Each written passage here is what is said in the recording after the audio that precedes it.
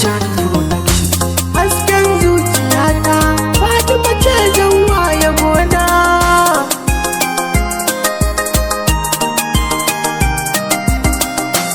Hasken zuciya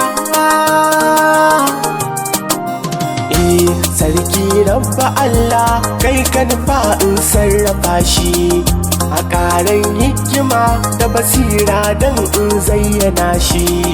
Yabo ga uwar sharifai da kaunar umma na huce haushi, banda ke batula ke ɗace a cikin ciki na.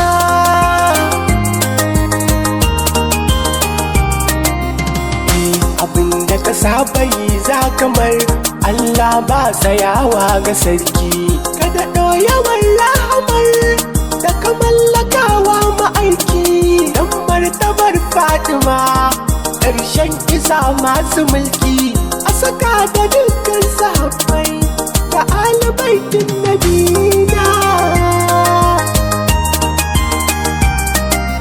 Fatima ciwon na da zafi ga kuma aikin na ta girma, karki bari in faɗi komai wuya don Allah ma asuma. Ga jasadina na ta girma makisa samkar in suma don alfarmar shugabana annaba hasken zamani na.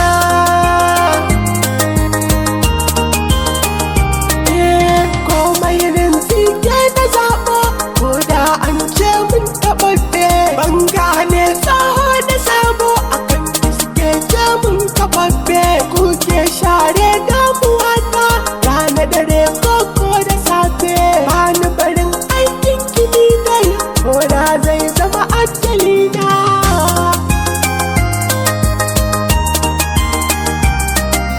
To a kulle du isa martaba girma keke ta farko, a dole mu fallasa duk abin da ba ku bai da karko. A daina batun isa tun da koda an hau za a sauko, a bar waɗiyar isa mai isa cikakka tanadi na.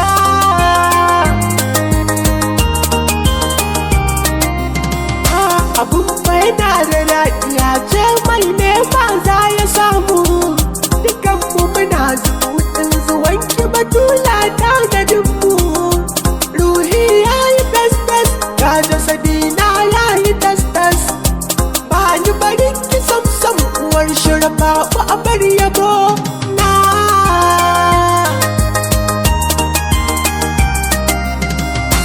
Kece tanadina dai kece tanadina, ku ne ja gaba ni kuma kece a gaba na.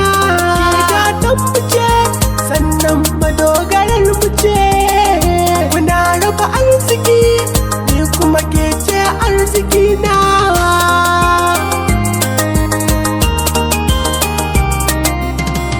Ki masa kallafi kisa ya zama ɗan fadama, cikakken hadimi a gare ki da baya gardama. Ka rike Fatima, Fatima ta ce sai da kai ma. Malam Al'amin ta ga mas Allah ya ja kwana.